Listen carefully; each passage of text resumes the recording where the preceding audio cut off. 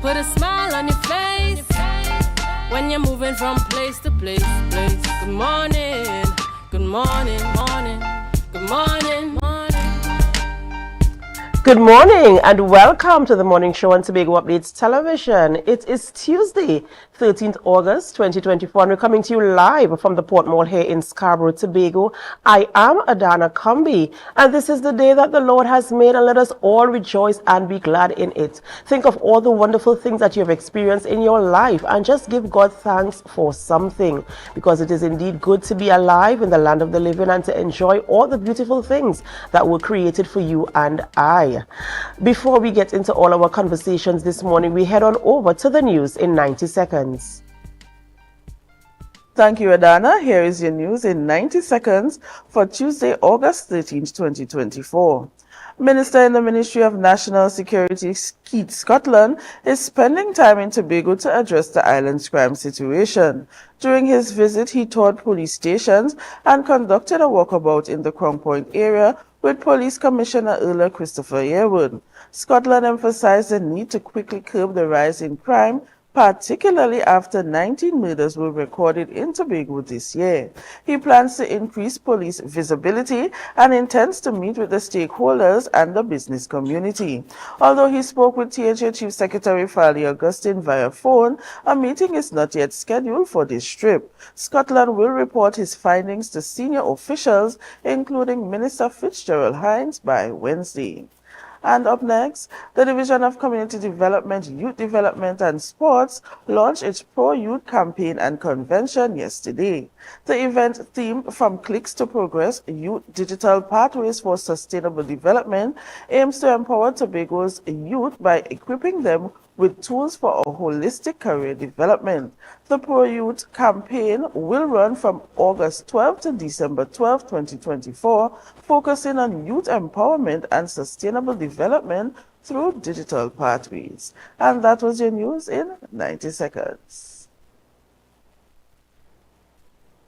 Thank you, Biana, for our news there in 90 seconds. And of course, you know, talking about crime, let's hope that that conversation goes well with the minister in the ministry there coming across to Tobago and having conversations with the stakeholders. Mm-hmm. And, you know, as we're talking, of course, about crime, I saw a concert happening over the weekend there. Yes. With a call for the patrons and the persons who are fans. Was it Bounty Killer? Yes, it was. Right, you know, urging the patrons, of course, to turn from a life of crime, to find something else more engaging. Yes. You know, because it really is, you know, when somebody from the outside can come in. Yes. And identify the fact that there are criminal activities that are, you know, above and beyond anything that we've ever experienced here in these parts, and urging the patrons, of course, to step back from a life of crime. Not necessarily the patrons, but speaking to the patrons, yes. As a representative. And I think not only the patrons, but the country on a whole he was speaking to. Right, you know, to focus on the good things and to step aside from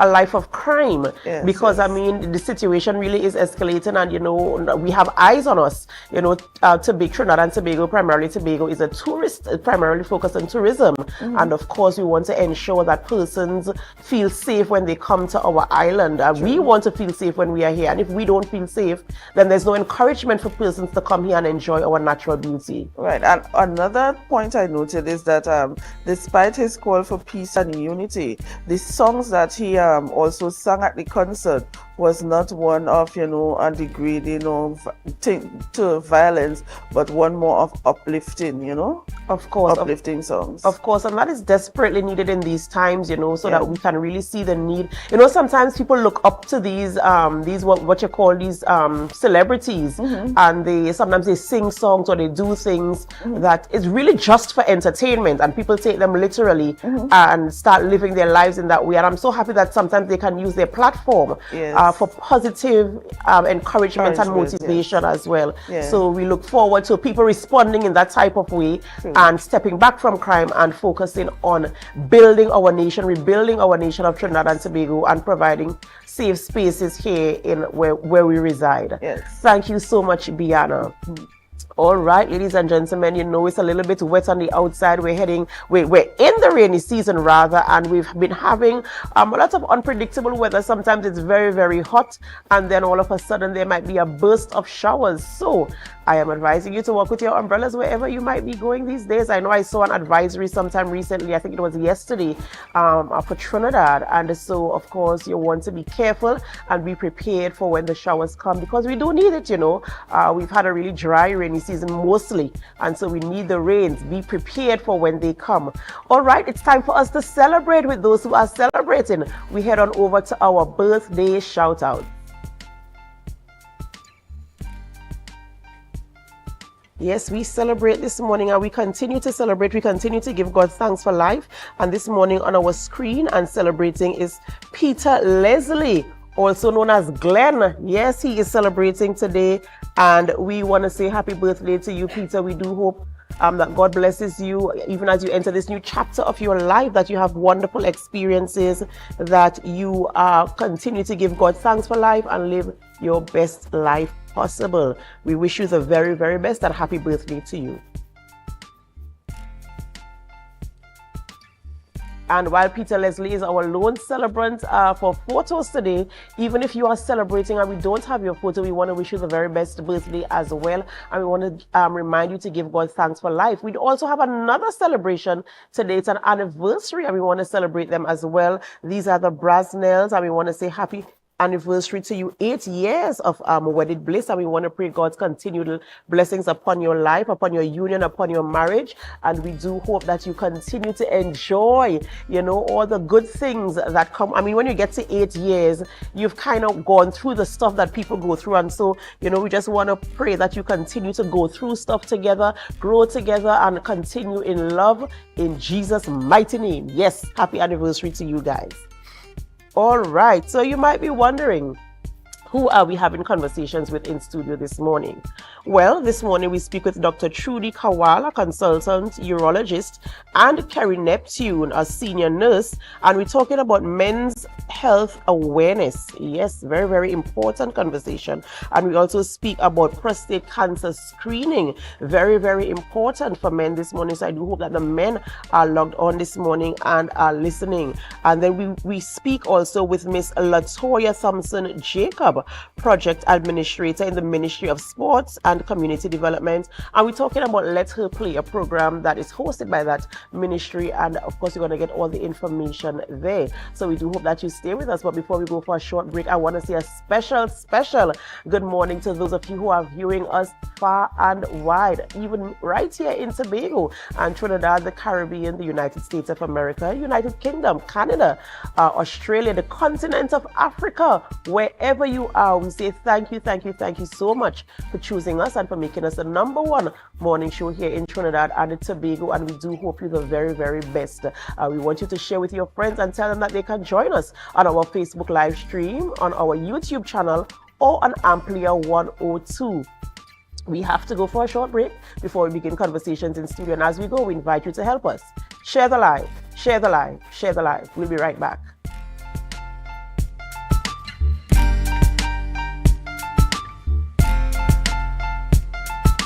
I'm so relieved Javel gave me this money. Now I could enjoy the holidays with my family and not have to worry about monies for bags, books, and shoes. Javel? Who is Javel? She could give me some money too? Javel is the July-August vacation education loan at Bethel Credit Union. Up to $20,000 to help with all additional expenses during this July-August. Yes, you heard right. Call the Bethel Credit Union and ask for Javel. She'd hook you up with the money to take care of all your additional expenses this holiday season. Open to new members too. Get up to $20,000 and have a worry-free holiday with Javel. Call 639-8226 or 631-1336 or message us on Facebook for more information.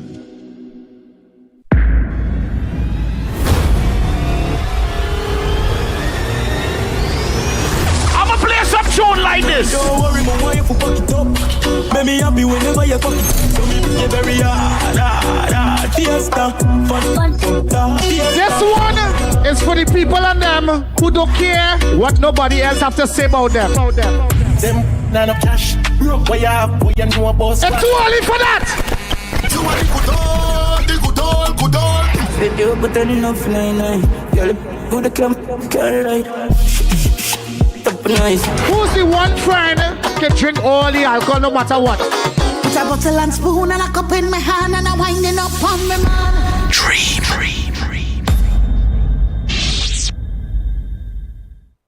So guys, there are some new developments in housing in Tobago. So it's goat racing time. This is 116, the show that keeps you in the know with all things Tobago House of Assembly. Each week, 116 delivers a fun and engaging overview of the latest developments, achievements, activities, and events of our dynamic assembly. So join me. Let's dive into the Tobago House of Assembly's Week in Review right here on 116.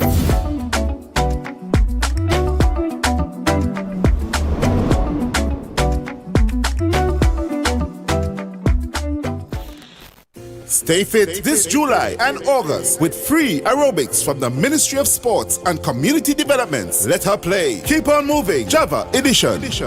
Join us every Tuesday from 5 p.m. to 6 p.m. at the Hampton Lowlands Multi-Purpose Facility, Tobago. Register online via Ministry social media pages or visit our Tobago location. Hosted by the Ministry of Sports and Community Development and its Pink Rain campaign, empowering women and girls in sports. Coconut's Cafe, the buffet restaurant that specializes in all your tasty local dishes. For breakfast and for lunch. Breakfast includes coconut bake and sada roti, served with chokers, bull joil, and sausages in tomato sauce. Not forgetting beef and cheese pies, shepherd's pie, macaroni pie, and rice in various styles. Meat served in a variety of flavors, garden salads, and pasta salads. All this accompanied by fruit juices, coconut water, your choice of a great combination to appease your taste buds. So call us today to order, as we are here to accommodate your busy schedules or if you are having a cooking day off.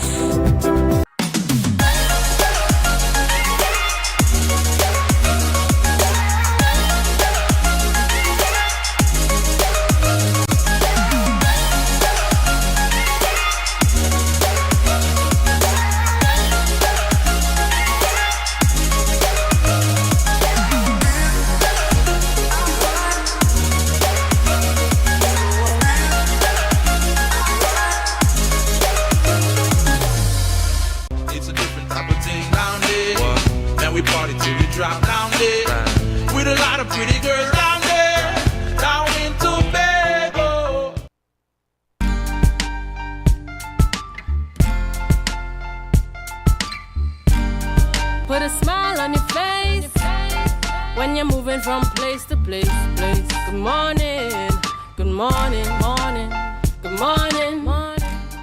Welcome back to the morning show on Tobago Updates Television, and thank you for staying with us. We begin conversations this morning in studio, and we speak with Dr. Trudy Kawal, a consultant urologist, and Kerry Neptune, a senior nurse, and we're speaking about men's health awareness. Good morning, ladies, and welcome. Good morning. Thank you for having us. Of course, a pleasure to be here, and for you guys to be here. And you know, as we're talking about men's health awareness, it's something that we seldom talk about. You know, men tend to shy away from because of the nature of a man, you know, and they think that they are strong, which they are. They are very strong and powerful, but it is very important also for them to check in and ensure that they are in a good place, you know, they are healthy. And so we want to talk about the importance of them being aware of where they are in their health and the services that are going to be provided to ensure that they are, you know, healthy. Thank you. So you actually hit the nail on the head there with that statement about men not wanting to seek healthcare when they are well. And a lot of men wait till they get symptoms or they feel really unwell, and at that point sometimes it's a little bit late, or something that they had that was completely treatable becomes something that cannot be cured. And I'm talking specifically about prostate cancer. Now, as men get older, there is the inherent risk of prostate disease. And that doesn't always mean cancer. Sometimes the prostate just grows and increases in size, and it causes some symptoms in the urinary passage.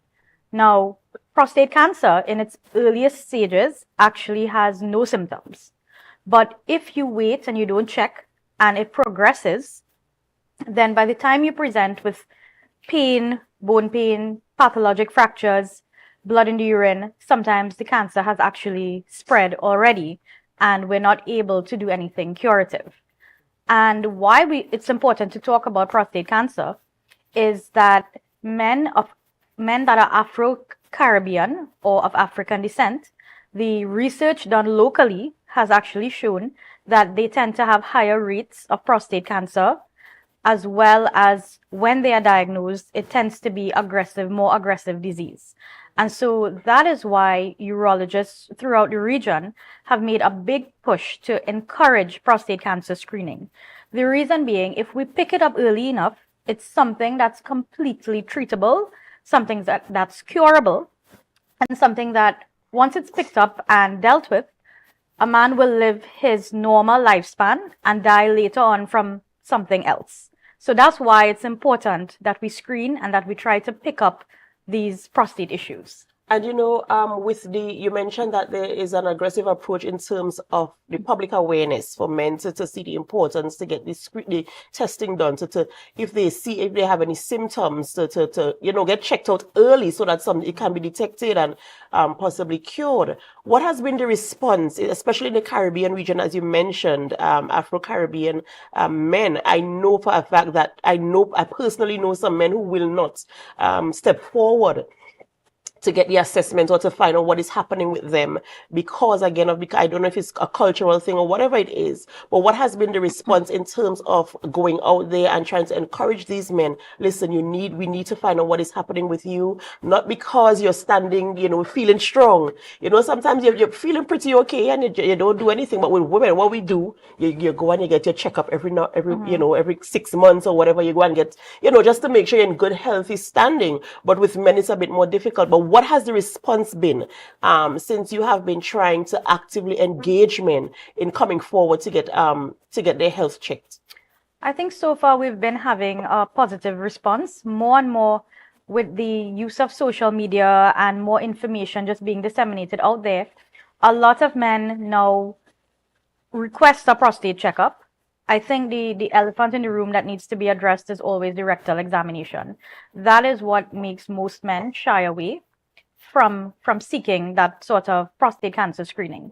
So prostate cancer screening in our setting involves the use of a blood test called the PSA or prostate specific antigen, as well as a rectal examination. Now, some men fear this, and culturally, this was something that used to be frowned upon. But what I tell my patients, it takes about maybe 10 seconds or less. It's not painful. Yes, you might have a little bit of discomfort, but it's always better that you do it and you get it over with.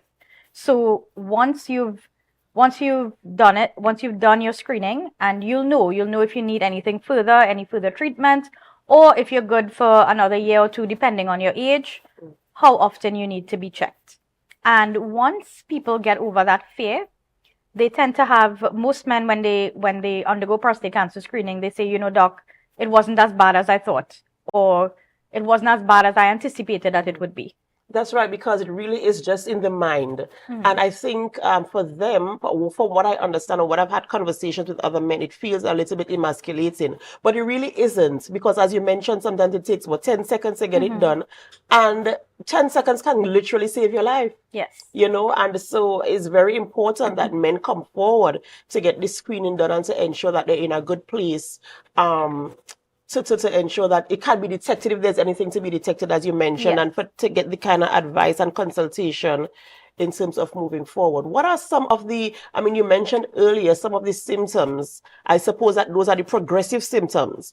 What are some of the early symptoms that men can kind of question and say, hey, maybe I need to go and get checked out? So as I said, in its earliest stages, prostate cancer actually has no symptoms. As it progresses and it spreads to the bone or outside of the prostate, men might get bone pain, weakness, difficulty walking. And in most men, as they get older, they will start developing some type of urinary symptoms. That has to do with enlargement of the prostate. Now, it doesn't always mean it's cancerous, but if you find as a male getting older, you start to experience frequency of the urination. So having to go to the bathroom 2-3 times within the hour, getting up in the night frequently to pass urine, feeling like you can't hold it up, like you're going to actually urinate on yourself, straining or forcing for the urine to come out. While the urinary stream is coming out, it starts and stops. Just a decrease in the rate of flow, or even feeling like after you've just finished passing urine, you feel the sensation of incomplete emptying or feeling like there's urine still in the bladder that didn't come out. All of those are symptoms that may be attributed to an enlarged prostate. Now, it doesn't mean that there's cancer in the prostate, but it means that you should get checked out just to see what's going on. Eliminate, right. I understand that totally. And what is the age group that you would recommend men start testing? So internationally, the age group to start testing is around age 50 to 54. However, there have been some urologists within the Caribbean that advocate for screening as early as age 40 in Afro-Caribbean men because we were seeing high numbers and high chances of aggressive disease. What I tell my patients is that usually I start around age 50. However, if the patient has a high family risk or family history of prostate cancer, meaning the person's father's brothers or father's brothers, because it's in the paternal line, then I would advocate from age 40, 45, or 10 years before diagnosis. Wow. So, you have to check your family history. Yes. To ensure that, maybe you're safe, or maybe I should check myself out. And even if your family, even if there isn't any history in your family, you should still, get checked out, because you never can tell what is happening there as well. And, not to be morbid, but in terms of the rate, the death rate for prostate cancer here in the Caribbean, and I can localize it to Trinidad and Tobago, what has it been like in your experience? I can't recall the exact numbers of the mortality rate coming out of the National Cancer Registry. However, prostate cancer is the leading cause of cancer mortality among men in Trinidad and Tobago. Wow, that is very, very alarming. And, so it's even more important for our men to come out. And, I want to take this opportunity to encourage our women to be that support for our men and encourage them to go out, because it takes a lot for a man to take himself up and go, because men are so strong and men are so self-sufficient. It takes a lot for a man to step forward and get this done. But I do know that as you mentioned, doctor, that 10 seconds could literally save your life, could detect something and can save your life. What kind of encouragement do you really want to give men this morning, for them to really, put themselves aside, put the strength, the I am a man aside, and step forward and say, listen, it is very likely that this might be happening. It might not be happening, but it's better for me to know. How would you want to encourage a man to say, listen, let me go and get screened? So what I would say is the I am a man thinking is the same thing. You, as a man, you want to take care of yourself because you want to take care of your family, and you want to be there for the people in your life. You want to have a good quality of life for all the years that you do live. So knowing that this is something that's treatable, potentially curable, if it's picked up at an early stage, you just have to bite the bullet and go. That's quite right. I like how you say bite the bullet like a man and go and get it done.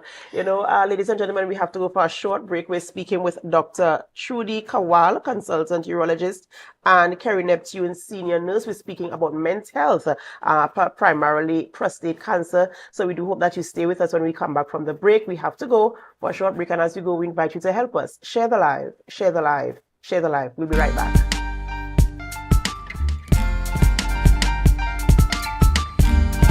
Put a smile on your face when you're moving from place to place. Good morning, good morning, good morning. I can't live without you, I can't be without you for too long. Cause when I'm around you, I feel like the heavens has come down. I feel it in my soul every time we on the road.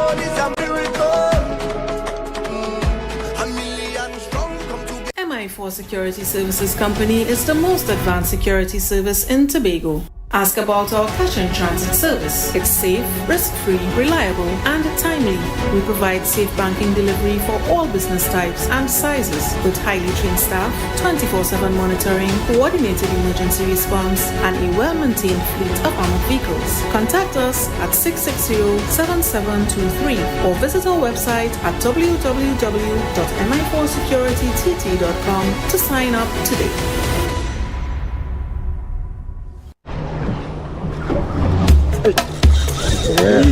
Go in. You have to stop it. You have to stop it. Welcome to my kitchen, guys.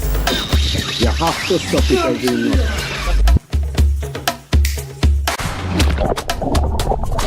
That's it. That's the intro. Let's do it one more time, right?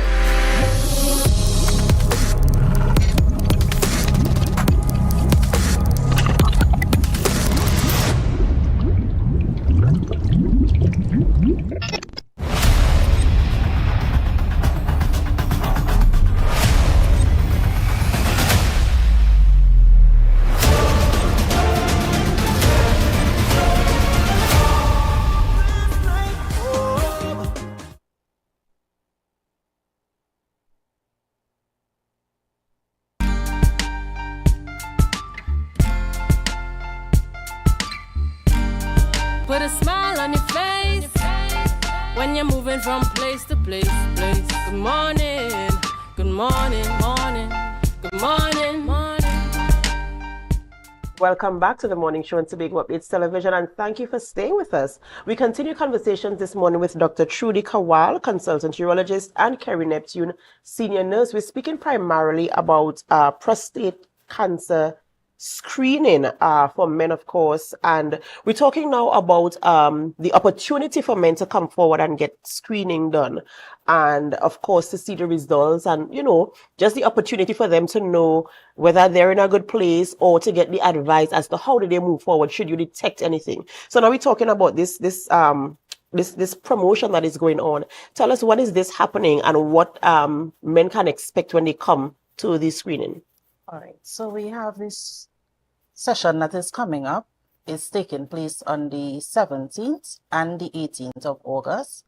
It has extended to this Sunday due to the overwhelming response that we received about women being so concerned about the men having this test done. So it went into the Sunday, so now it's the Saturday and the Sunday. Well, I'm happy that there's I'm really happy that there's an overwhelming response. Yes. So it shows that men are coming forward, yes, showing interest in that. So that's very good. Yes, they are.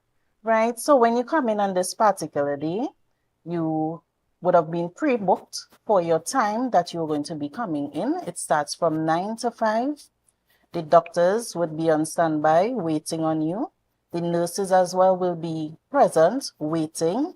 We're going to be doing basic vitals, and then you're going to go in to have your chat with the doctors as well as your tests. You have the option to have a conversation with your doctors when you go in to discuss your way forward on the screening process you would like to have, which is going to be comfortable for you, right? We encourage men to come out, share the word, send the message around. Let the men come out. It's a free entity. It's being given back to Tobago via the Gulf Coast Radiology. Therefore, we encourage the men to come out. Okay, and where is this located? It's located down at Miss V, down at next to Coast Guard base, where Miss Francis Auto Fashion is. There's where it's taking place, where Ultimate Ultrasound is. And with these types of screening is something that is very, very personal, and of course confidentiality in terms of protecting, again, the man's strength and his image.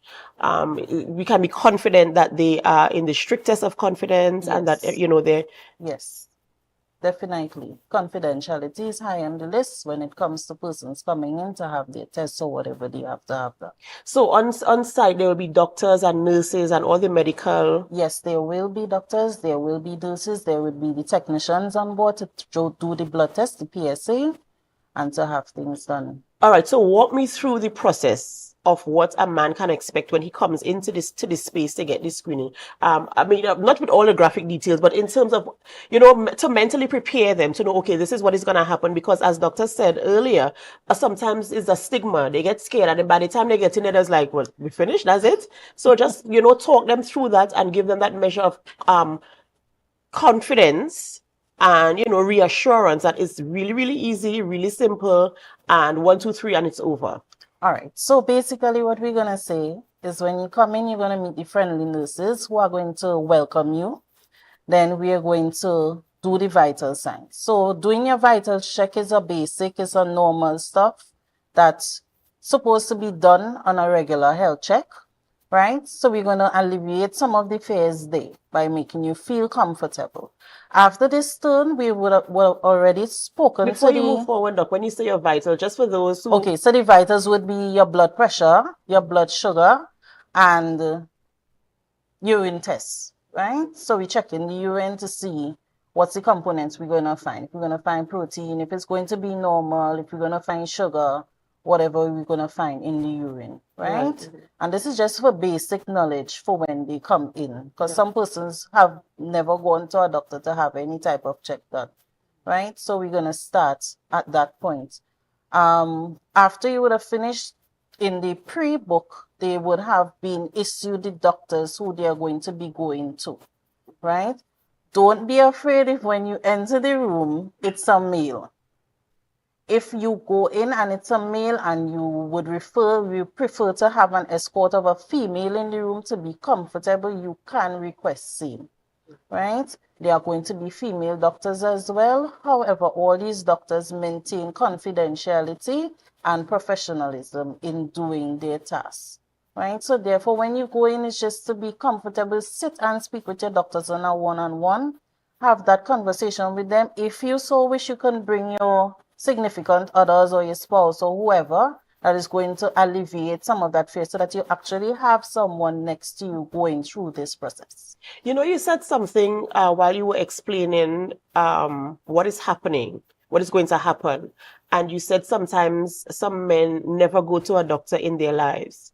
And I was at a conference last year, I think it was, and they were talking about, it was a men's conference, and they were talking about the fact that a woman, she would go she would see a doctor when she's born. She would see a doctor when she's pregnant. She would see a doctor for so many different reasons. A woman would go to a doctor to get checked, right? But a man is when he's born and probably when he's sick and almost dying is the only time he would see a doctor. And so that's why it's very important. And I like the fact that this opportunity has come up now so that men can see a doctor not only when they are sick, but the opportunity is there for them to check to see if they are sick or if they are not, rather than waiting for something to happen for them to treat. Instead, now they have the opportunity to know that what their status is. And, I applaud you guys for doing this. And I do hope that some things like this are done on a consistent basis to help our men in our local societies. As you mentioned before, that men in this type of men, they kind of, it's difficult for them to do it. And I'm happy that you have it's so subscribed that you have to do both Saturday and Sunday. Is there room for more people to subscribe or is it fully booked? At present, we have just few more spaces left on Sunday. So you would like to take the opportunity as we speak or after we are off the set to contact the number that is on the flyer to pre-book yourself or your loved one or your spouse to have this cancer screening done. And the number to call is 687-4311. That's 687-4311 for your booking, to make your appointment, to ensure that you get a spot only on Sunday because Saturday is fully booked, right? Saturday is fully booked. Right. I really, really hope that as the men have made the appointments, they come out, and we do hope that, the results are good. And even if they are not, I know that you are providing that measure of support as to the way additional for the way forward, right? Is there anything else you want to share with our viewing public before we close? Well, we just want to encourage persons out there who have seen us this morning, who is the first time that you're going to be exposed to this information, to make use of it. encourage the men to come out. Gulf Coast Radiology has offered this service. They're giving back to Tobago. They've been in existence for more than 5 years. So they're just giving back to Tobago. So we encourage you all to take full exposure of this event and make it the best that you could. Of course, and I agree with you there fully. Ladies and gentlemen, we've been speaking with Dr. Trudy Kawal, consultant urologist, and senior nurse Kerry Neptune on the fact on the prostate cancer screening and the fact that there is a men's health awareness campaign coming up on Saturday 17th and Saturday 17th and Sunday 18th, forgive me, of August there at the Gulf Coast Radiology Limited on Milford Road by the Coast Guard area there. And it is absolutely free of charge from 9 a.m. to 5 p.m. on both days. To register, call 687-4311 to make your appointments and get your screening done. It is very important to know your status where this is concerned. All right, ladies and gentlemen, we have to go for a short break before we continue conversations in studio. And as we go for a break, we invite you to help us. Share the live, share the live, share the live. We'll be right back.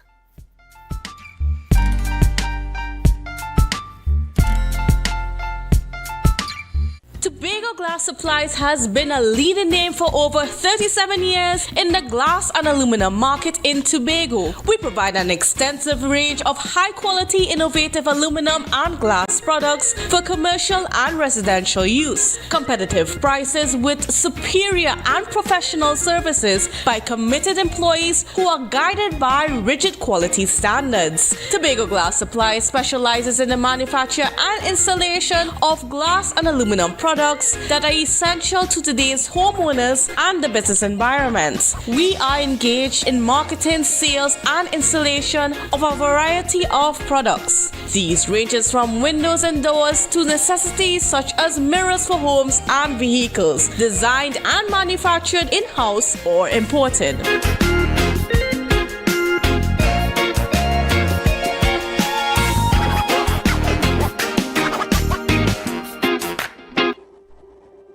Are you ready to optimize your wedding business for engagement season and book more clients? Refine is the place to be.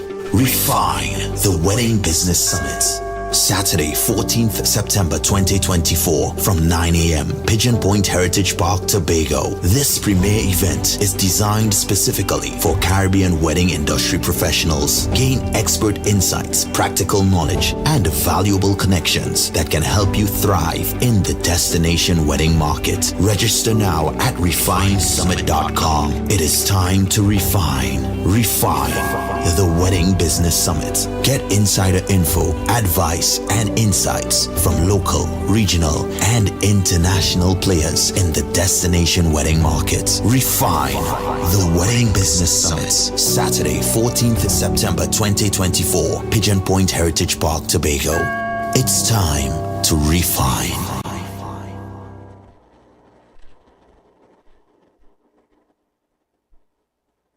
Attention members, now is your chance to double or even triple your dividend payment with no increase in your existing loan payment. Don't miss out on this incredible opportunity to boost your dividends effectively. Whether you're planning a vacation or simply looking to maximize your savings, we've got you covered. Call us today at 639-8226 or 631-1336. Message us on Facebook for more information. Hurry, this offer won't last long. Bethel Credit Union, because we see you at BCU.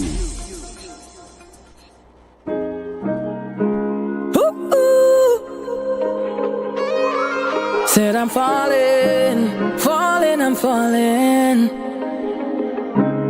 As I lay in my bed with my head to the ceiling.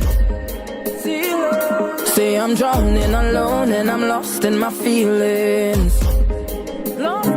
Somebody send me a sign, cause you know that I need it.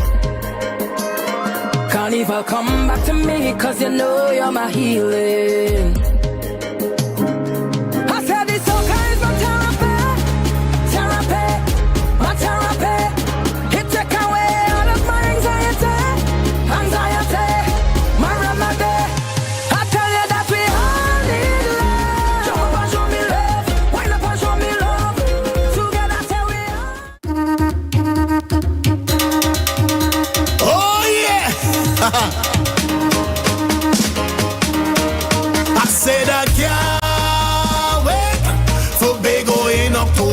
Embark on an adventure to the greatest little island on the planet. Tobago invites you to ritual, revelry, and release. Whining in the Bago sun, having Bago fun, and Bago drinking rum.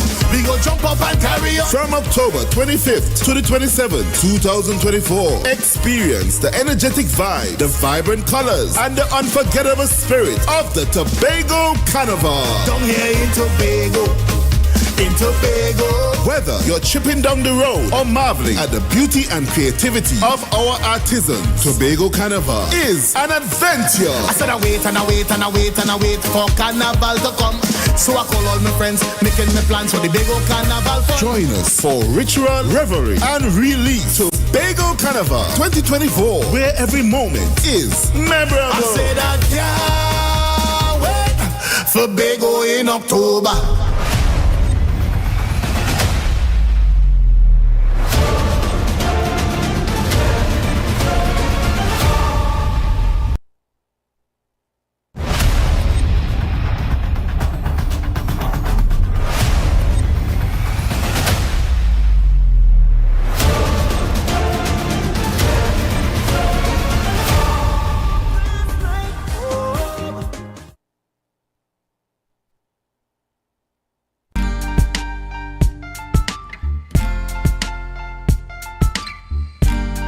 Put a smile on your face when you're moving from place to place. Good morning, good morning, morning, good morning, morning. Welcome back to the morning show on Tobago Updates Television. We're just at 7:49 a.m. So if you're getting to work, 7:40 a.m. Sorry, so if you're getting to work for 8 o'clock, you have a few minutes to get there. Remember to drive safely on our nation's roads this morning. The key thing is to get there in safety this morning. Okay, we continue conversations this morning, and as we get into this conversation, we're speaking this morning with Mrs. Latoya Thompson-Jacob. She is a project administrator in the Ministry of Sport and Community Development. And this morning we're speaking about Let Her Play, a program that is hosted by the ministry. Good morning and welcome. Great, beautiful morning. Thank you very much. How are you? I am well, thanks. And thank you so much for joining us this morning. This morning we're speaking, of course, about a program that is being hosted by the ministry this morning, Let Her Play. And so we want to get into the conversation. First of all, the name of the program, is kind of really, really catchy. And we want to talk a little bit about that and what the program entails. Okay. Yes. Let Her Play is simply words. We are using different means to get women and girls specifically active and moving. So on the Let Her Play was one of the, and what we envision from doing these different things, everybody's into competitive nature and competitive activities. Let Her Play simply means doing activities that is not necessarily competitive, but you're getting activities done, moving your body parts, getting, having fun, doing things that will benefit you in the long run anyway. And I think that's the key component there, having fun while doing it, because when you look at the life of a woman, she does so many different things, right? She is mother, she works, she has to see about the children, the home and everything. And so I feel as if the play on words here really is for her to relax and just have fun while engaging in the activities presented in this program. So tell us a little bit about the program itself, the content of the program and how it is being rolled out. Okay, so essentially, Let Her Play for this year, what we would have done is in January had a Keep On Moving, which everybody gearing up for Carnival. So that's Keep On Moving. And then we also have self-defense, girl defend yourself. So we also have to know any times where crime is up, we need to know how to defend ourselves, as well as we also had for this year, dance, because hip hop is a new thing in the Olympics. So we're trying to get basically those young girls active and moving. So between July, August, which we have the Java edition, which is July, August vacation, we brought back the Keep On Moving to get young girls active and moving again. Not no wait, because everything is a cycle and we are coming to the end of this program for this year. All right. And is there, you spoke about girls, is there an age group or age limit for people to participate in this event? Well, the one that we have currently, which is in Hamden, for the July-August vacation, we would have done 5 sessions again. So it started in July, on July the 23rd, and it's going to be finishing next week, Tuesday. So today's a day where you can come out 5 to 6. And as you were mentioning too, because we have a lot of persons that would have registered, what we want, even though you're on vacation, take that time to come out and do what you say you're going to do, which is get yourself active. It's just 1 hour and you're having fun as well. Yeah, so it's 5 to 6 in Lahamden in the community center there, and you just come out and have fun. Wear your pink, because we wear our pink or any form of pink, and we have different activities geared for coming up to the last day. So we would like those ladies who registered and those who didn't even register, just come out and just have fun. All right. And when this particular edition culminates on the 20th, what is next? What do you have planned coming up in terms of letter play, the whole series of events? So we have some things that we have to iron because we want to add new things. Because previous year we would have dance, jump, and chair.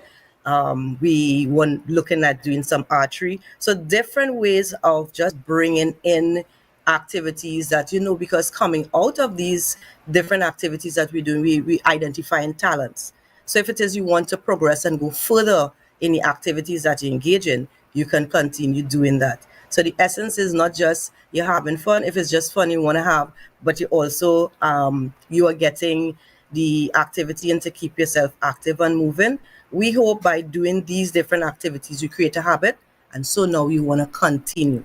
It's not just program finished, so we'll wait until next year for something else. Keep moving, keep active, keep going. That's right. And what has the subscription been like in terms of engagement? Have you been seeing large numbers of persons coming out and participating? So you'll have, as I mentioned, a lot of persons would register, but in terms of showing up, that's a totally different, the ratio is not the same. So we just like the ladies that register to come out and show up and not just, register for registering. Because sometimes what happens, register and we consider you, okay, you're inside, so you will be there. Somebody who really want to come, you're blocking for them. So, just simply show up. If you say you're going to come and do something because you know what it is, come and do it. Have fun. Bring somebody along as well. Sometimes even in some of the editions we're doing, guys showing up, so we welcome the guys as well. But sometimes the timing 5 to 6, getting dark as we're getting closer to Christmas time, so they can come and as well. But the focus is mostly on men and girls. From we have younger ones, so we don't stop them because those little ones can't move and keep up as well. So of course. Yes. Of course, and I know that this is just the Java edition, and I know you mentioned that there are things that you're ironing out for the next edition. Do you have a time frame or a time span in which the next edition will roll out and or anything like that for us? Yes. So most of the times, once the year starts, which is in January, from January all the way down to August, that is the range of activities that you'll get on the Pink Rain campaign. Letter play is just one of the pillars. So they have different activities on the Pink Rain that we roll out during the year, different segments that cater for different aspects of just existing, if you want to use the word like that. Absolutely amazing stuff, of course, coming out there from the ministry, keeping young women engaged. And as you said, even if the men come out, of course, we wouldn't send them away. I do hope, though, that the women will come out this evening from 5 to 6 and culminating, you said, on the 20th, which is next week, Tuesday. And you said that there are so many things happening. I want a little insight as to what we can expect on the last day.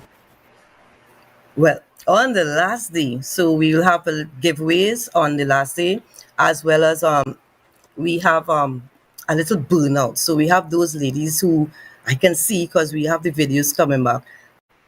Something, right? So we have hampers to give out based on raffle giveaways or just draws, and then we have a little burnout. So we expect those ladies who have been consistently there for the past, well, today will make it the third, so we do the fourth. So we have today and as well on Tuesday, the last day. So those days, ladies who have already been pumping, you have advantage if you want to say, but we want all the other ladies to come out as well as whoever want to walk in as well. So the space in itself have room for more, and the energy is very much up. I see all ages, so come out, have fun, and win something. You never know. Well, I'm here trying to find if I can get some insight as to what is up for winning at this burnout next week, Tuesday. Maybe it might encourage more people to come out if they know what they were winning. Might have to be winning just by your presence. I thought you were going to tell me you're going to be there. It could be today, 5 to 6. Give yourself that move. But in essence, it's hampers. We have beautiful hampers we got. So we appreciate all the sponsors that we would have gotten to get these hampers. And it's all for you. Your health is your wealth. You come out. And even if it is you did not get anything, you did something for yourself, and that's a win in itself. So the objective is to get you there, get you active and moving.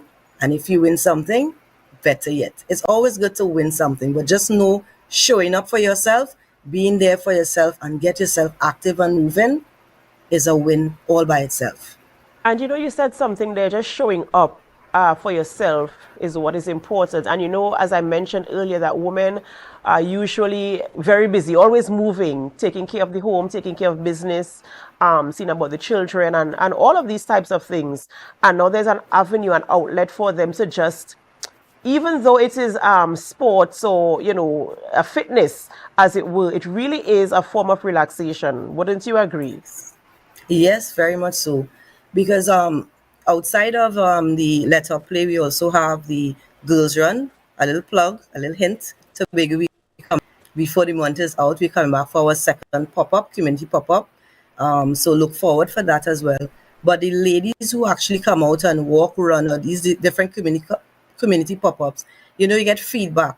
So it's like a de-stressor. You don't really study about things that are happening. And at the end of the day, you feel good about, just getting your thoughts in. And at that point, when you're doing the aerobics, you're not really focusing on anything but yourself, getting to burn out whatever you might have inside. You might have a long day. So these activities do help ladies. We do get feedback on, what it is doing for them. So, you come out and it will do something for you as well. Yeah. Absolutely amazing. So taking place there this afternoon at the Hamden Lowlands Multipurpose facility from 5 to 6 p.m. All are welcome to come out, whether you've registered or not. It's available to you to come out and just, shake a leg, get some aerobics and all different types of activities in there. Sometimes you just want to de-stress, and even being in the company of other women can also help you to just relax, have conversations, socialize even, after the little burnout there, after the session, just to make sure that you're feeling good, you're in a good place. Having people around you sometimes can really, lift your spirits. So I really want to encourage people to come out this afternoon, and of course again next week Tuesday as the event culminates. In closing, is there anything else you want to share with us where these programs are concerned and the benefits to women as they participate and engage in them? Yes. What I would like to close in as well, which going and reiterate, once you register and you make that commitment that, okay, this is something I want to do, show up for yourself. You may not be able, because most of these sessions may not be a one-day session. It will be a 5 or 4 cycle, however long. The fact is, we're trying to create a cultivate a habit. So if you're continuously doing something, make that time for yourself. Make that time for yourself and just do the things you say you're going to do. So show up, participate in your own rescue, as we like to say, and just get out there. Put your foot on the ground. And for those ladies who think, it's aerobics, I might not be coordinated, you have a space where you don't have to be up front. Leave the up front for the persons who pump in. But you come and you fit in, there's something that you can do. There's always something you can do. And you learn from it and you grow and you just master that. So show up and participate in your own rescue. Absolutely like that closing there. Participate in your own rescue. Ladies and gentlemen, we've been speaking with Mrs. Latoya Thompson-Jacob, Project Administrator in the Ministry of Sports and Community Development. They're talking about Let Her Play and all the programs that are coming out of that ministry as it relates to women. Of course, this evening the program begins from 5 p.m., 5 to 6 p.m., and then culminates next Tuesday. We do hope to see you all there. Thank you so much for joining us this morning and for bringing that information to us, and we do hope you the very best in all the projects that you roll out in your capacity. Thank you very much. Ladies and gentlemen, this is where we end the morning show, but we don't end our programming here. We head on over to GMT, and we ask that you stay with us. And as you stay with us, of course, we invite you to help us share the live, share the live, share the live.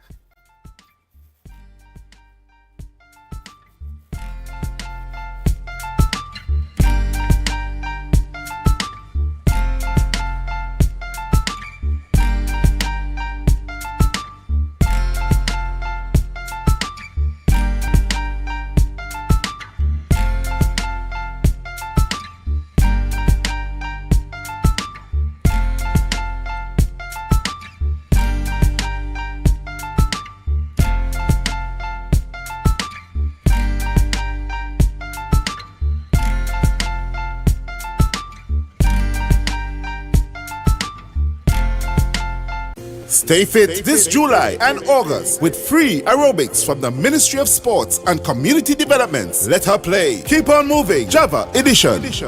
Join us every Tuesday from 5 p.m. to 6 p.m. at the Hampton Lowlands Multi-Purpose Facility, Tobago. Register online via Ministry social media pages or visit our Tobago location. Hosted by the Ministry of Sports and Community Development and its Pink Rain campaign, empowering women and girls in sports. I'm so relieved Javel gave me this money. Now I could enjoy the holidays with my family and not have to worry about monies for bags, books and shoes. Javel? Who is Javel? She could give me some money too?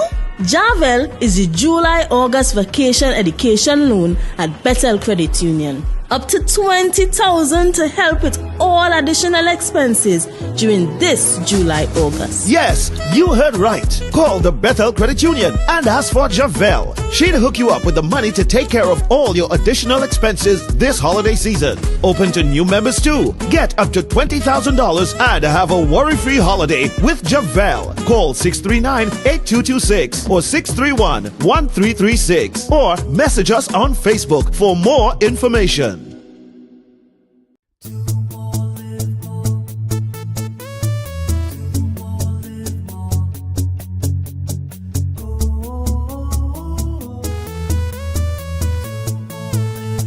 This is how it's gonna go.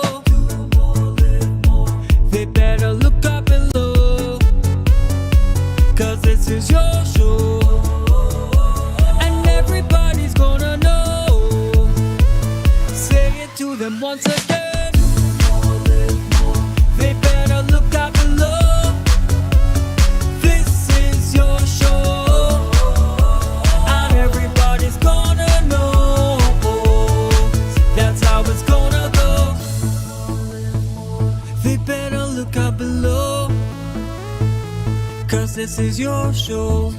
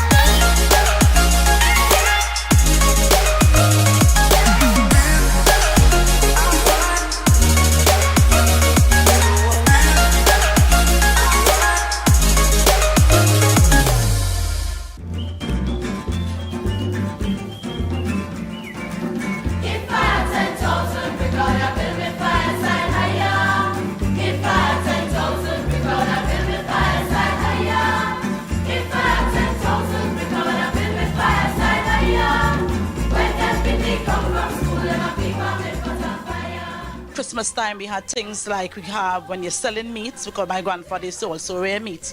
So when he sold all the meat and stuff for Christmas, the knuckle and the pig feet and stuff, those were the things you would have Christmas Eve, cooking in a stew. So those are the ideas that you had those memories, but they are buried. So we are trying to relive those memories and to continue because we really see the need for it. Tobago Fireside is a new tourism niche product to the island of Tobago, where persons can come and enjoy authentic Tobago or traditional Tobago cuisine. Oftentimes persons travel for experiences, and when you travel for experiences, food experience is one of those things that persons want to partake in. Today is really just to have it out there, launch the experience, and we do plan to have this being one of the biggest experiences done in Tobago. So it's not only about sand and sea and the nylon reef and stuff. You're going to have something else to do while you are in Tobago.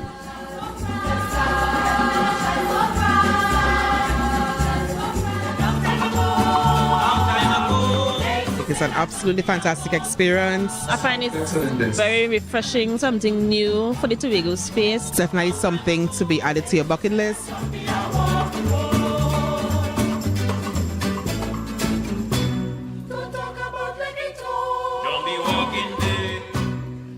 I am so happy to be here today. I'm enjoying the music, the food, the conversation, learning so much from persons around. So when you come to Tobago Fireside, you're not just coming for the food, you're getting a lot of rich Tobago history as well, and rich Tobago culture.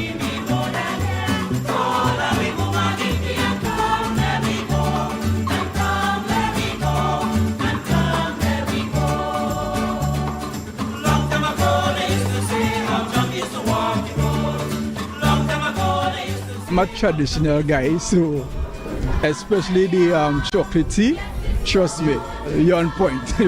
Knowing from my grandmother days and stuff like that, growing up and stuff like that. It is such a very unique experience, very local, very cultural, very informative and educational. Excelente, fabulous. I enjoyed it. It's something new, and I hope she makes this an annual thing. If you're from Tobago or if you happen to be visiting our shores, definitely check out the Fireside.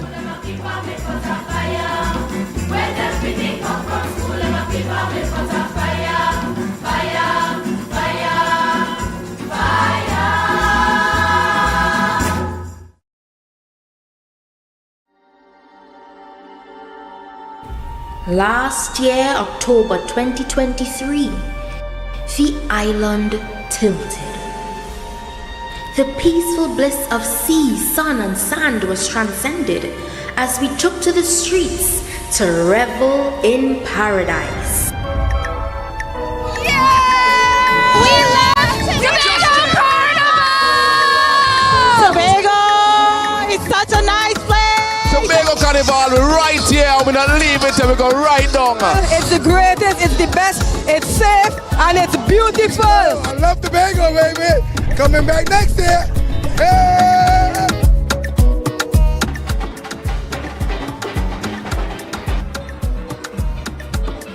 Playing pan on the streets is a magical experience. When the band strike up, is rhythm, steel and powder. This is Tobago Carnival, pan in paradise. Tobago is the best. Tobago Carnival is the new home for the legend of Calypso. Where else can you get sweet Calypso music that gives you that nostalgic feeling? Soca Titans is we title, is we monarch.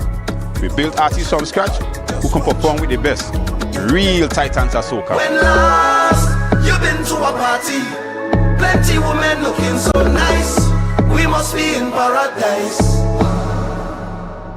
This year, ritual takes on new space and dimension. Traditions will be reimagined, breaking free, and taking on new meaning on the road. I love the energy! This year, the revelry is bigger and better. More colors, more meaning, great packages for the masqueraders. Tobago Carnival is freedom. This year promoting safety in all events for Tobago Carnival. This year promoting whining, not minding people business. This year promoting clean fun, security and freedom. Freedom to be any version of yourself that you choose to be with love and safety. Here, you have permission to be you, uninhibited and free. So what you waiting on? This year, this October 2024, experience the ritual, revel in paradise, release yourself.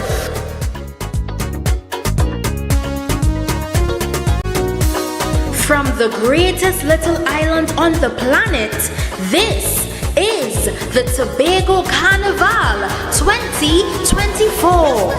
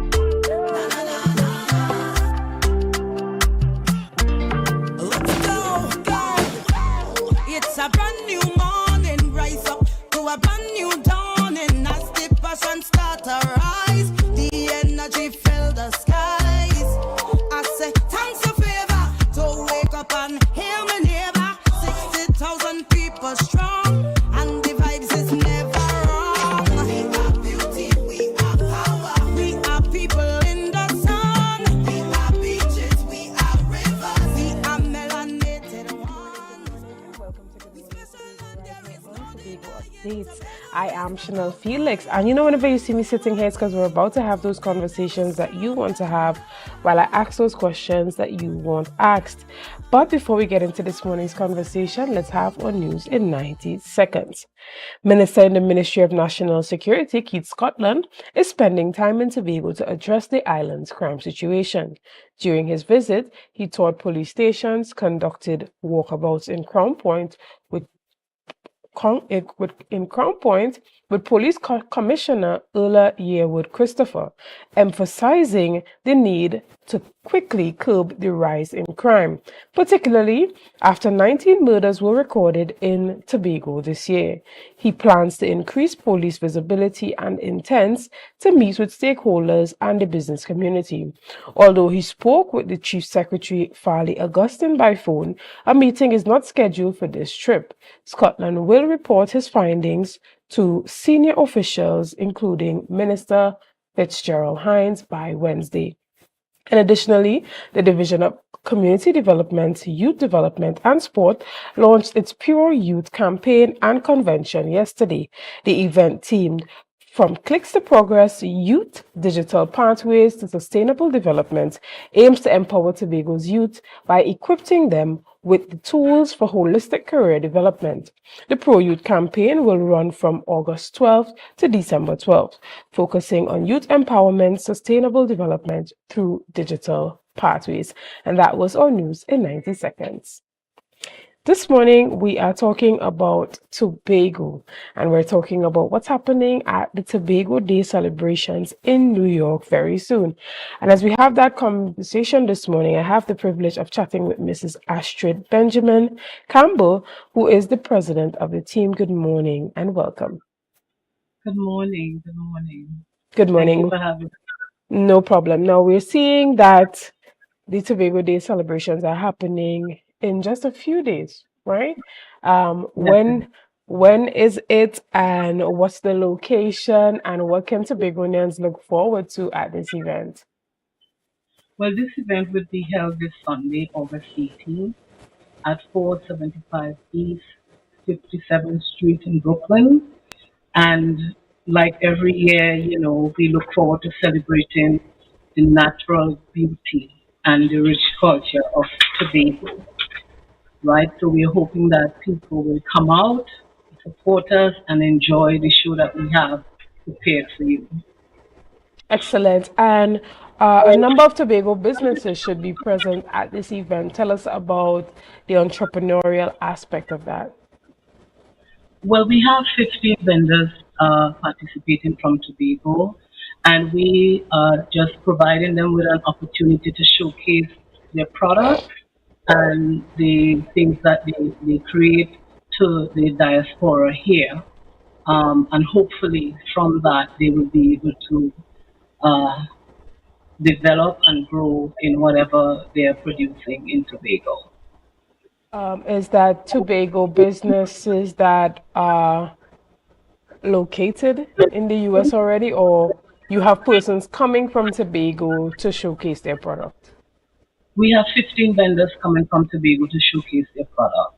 They're part of the contingent that is coming, and we're very excited to host them and to assist them in showcasing what they're producing in Okay, and Tobago. what about the businesses who are hearing about this and saying, oh my goodness, come next year, I want to be a part of this. I would love to go to New York and showcase my business and showcase everything that I'm doing. How can they get into contact with you? And is it possible for them to reach out and be a part of that?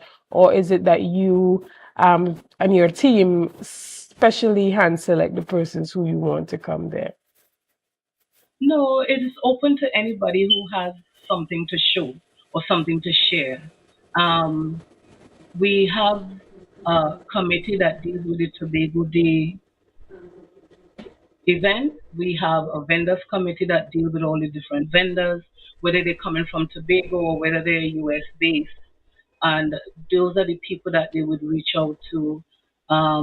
Miss Angela Cooper is the person that is chairing the Tobago Day this year, and she has a vendor committee that consists of 3 people who put the vendors together. So we are open to new vendors coming. Next year is our 10th anniversary, so the more the merrier, right? So they can reach out to us. We have our website where they can reach us. We have our email address, which is teamtobago@gmail.com, where they can reach out to us. Or if you know anybody in person, you can reach out to them and they would put you in contact with the person that will assist you in getting your product showcased there. Okay, and what is the website that persons can go to register or to contact you? It's teamtobago.com. Oh, yes. And we also have a Facebook page, same Team Tobago. I'm not sure if it is just newly created because we had to change some stuff, but it's Team Tobago. Once you put that in, it will pop up. Okay, and what about those persons who are saying, I'm interested, I want to be a part of it, but when it comes to the obligation of a US visa, I don't currently have one. How do they go about getting a visa, or are temporary visas available to come to the event and showcase?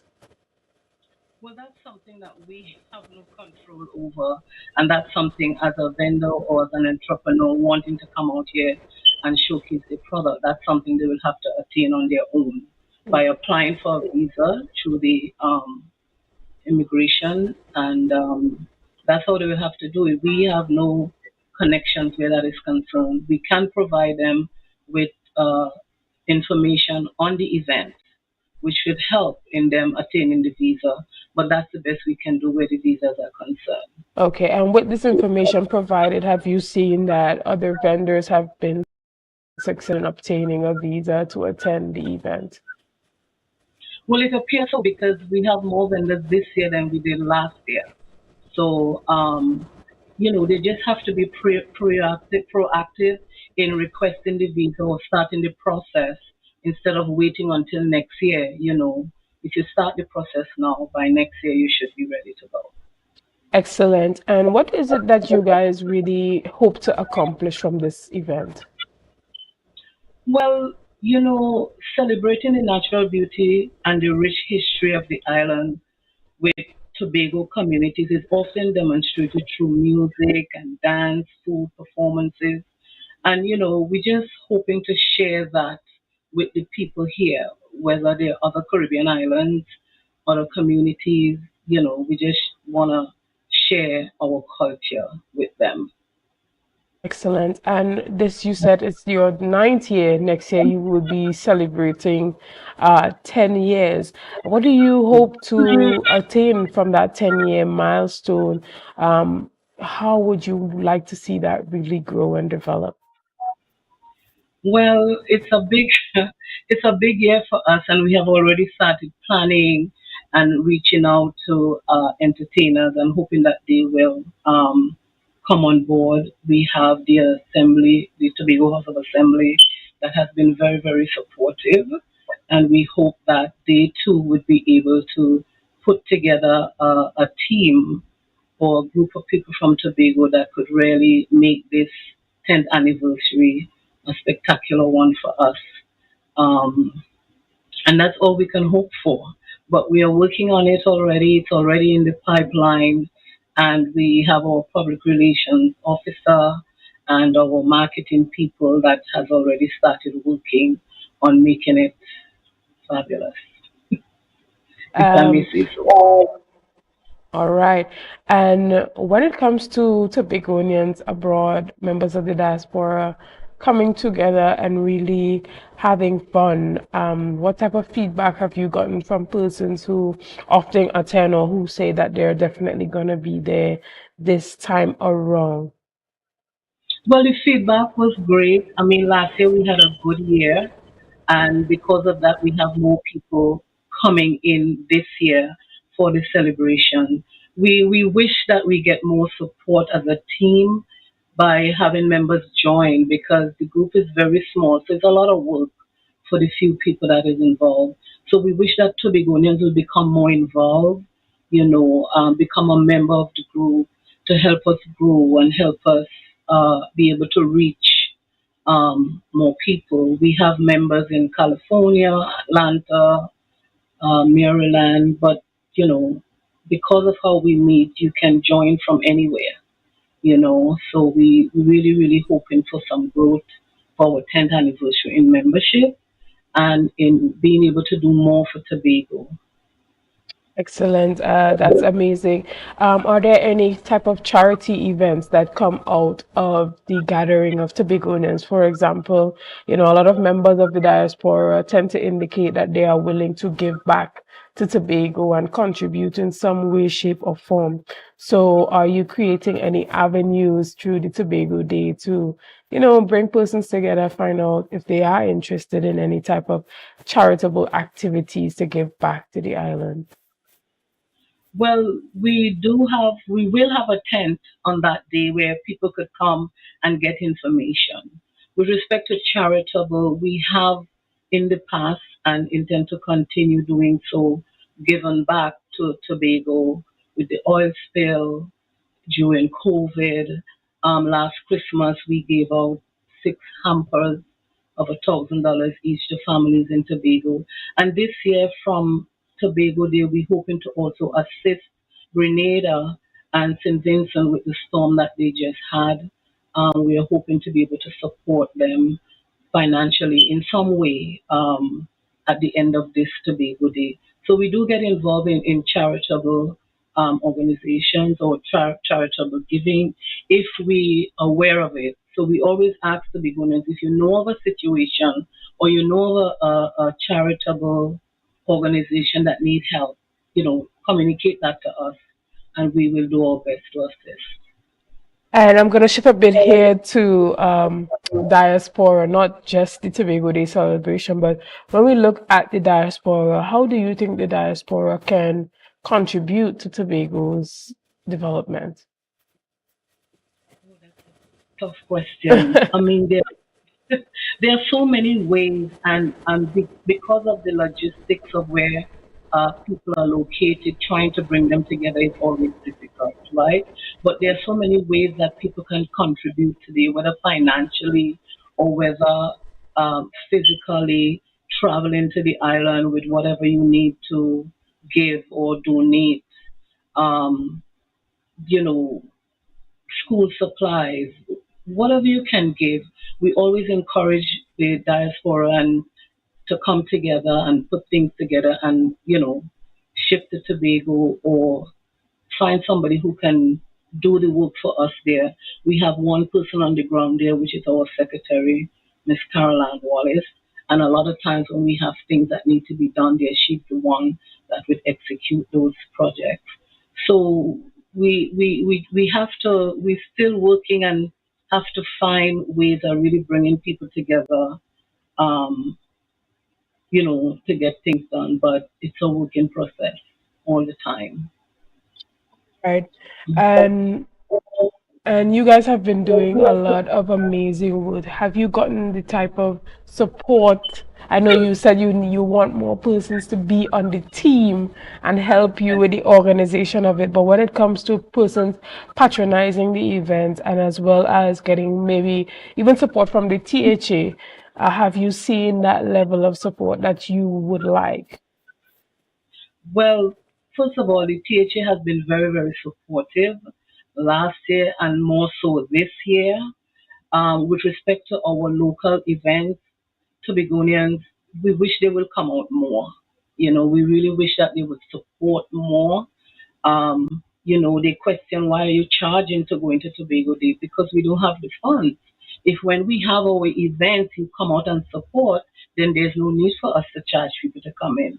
We have to fund these events somehow, and Tobago Day is an expensive event, right? We have Tobagonians who are business people here. You reach out to them to support and we get back to you. They never do. So we have to find a way to make things happen if Tobagonians are not going to support their own event. And that's the challenge that we have where that is concerned. Okay, excellent. And members of the diaspora can support Tobago not only by giving money, but by coming back home sometimes and vacationing here. They bring that foreign exchange back to the island. For example, there's a Tobago Carnival that's happening come October 2024. Would there be any avenues for promoting that carnival during the Tobago Day celebration? Absolutely. I think we have a team that's coming. There's so much going on, but we have a team that's coming that will have costumes on display. If people want to play masks, travel arrangements, fly down to Tobago, I think would be a part of it. Caribbean Airlines. So there are avenues for people to come and support the Tobago Carnival. So hopefully with all the costumes that will be displayed on Tobago Day, people will get excited and say, okay, I'm going to do this. So we're hoping for that. All right, excellent. And that is the Tobago Day celebration that's happening on the 18th of August in New York. And if you are in the US or you know someone that's around, close by, nearby, they can take a bus, a train, a flight, just drive down, let them go and enjoy and be with their fellow Tobagonians, right? And even members of the region, it might be from other Caribbean islands, they say we are one Caribbean. And so we want you to come out and really enjoy that celebration. So is there anything that you want to tell persons or encourage them before we wrap up this discussion? Well, I just hope that people will come out on Sunday, bring your fellow Caribbean friends and family so that they could enjoy some of our culture, because I'm very, very proud of my Tobago culture, my blue food, my heritage, and I am excited to share that with the other Caribbean islands and my Caribbean friends.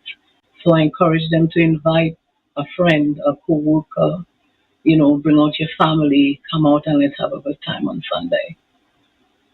Thank you so much for giving us your time this morning, Mrs. Campbell, and we look forward to you having a successful Tobago Day celebration come Sunday. Yeah. All right. And before we leave, I just want to say thank you to your team for coming out last year and streaming the Tobago Day live. We really, really appreciate it, and we look forward to continue working with you guys. Thank you so much. We look forward to it as well. We're going to take a quick break right here. We're going to be back right after this. See you soon, guys. Tobago, the land of my birth, which foreigners don't know. I passed through depression and starvation to be where I am in my profession. So Tobago, I thankful for you. I will never be ungrateful. I say thanks Thanks, thanks. I thank my mother, my school teacher, my neighbor, my brother, my sister. So you see, Tobago, I thank thee. Yes, Tobago. Tobago Day is the 18th of August in Brooklyn. So I want everybody to be there, and I will be there to say, here Tobago, I am here. I thank you.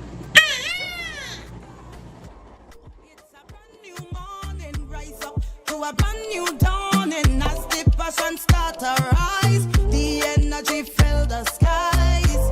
I say thanks for favor to wake up and hear me neighbor. 60,000.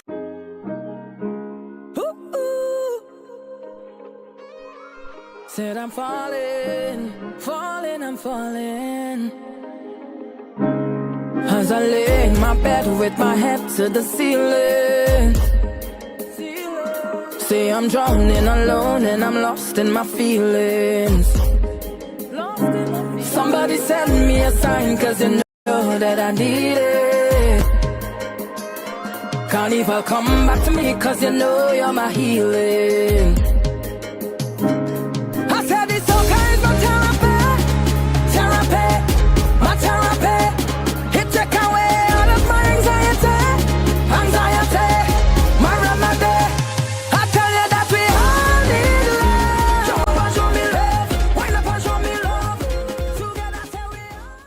Stay fit this July and August with free aerobics from the Ministry of Sports and Community Development. Let her play. Keep on moving. Java Edition. Join us every Tuesday from 5 p.m. to 6 p.m. at the Hampton Lowlands Multi-Purpose Facility, Tobago. Register online via Ministry social media pages or visit our Tobago location. Hosted by the Ministry of Sports and Community Development and its Pink Rain campaign, empowering women and girls in sports. So guys, there are some new developments in housing in Tobago. So it's goat racing time. This is 116, the show that keeps you in the know with all things Tobago House of Assembly. Each week, 116 delivers a fun and engaging overview of the latest developments, achievements, activities, and events of our dynamic assembly.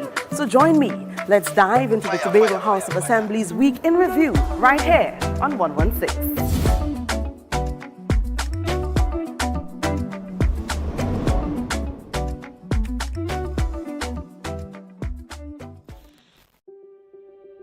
Are you ready to optimize your wedding business for engagement season and book more clients? Refine is the place to be.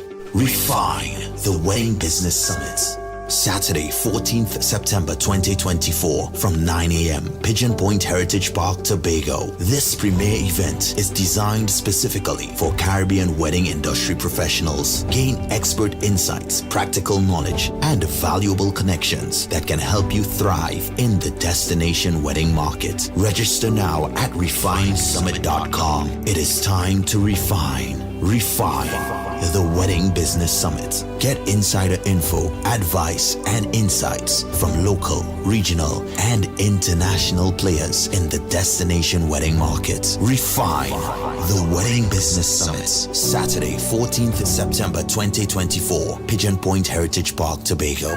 It's time to refine.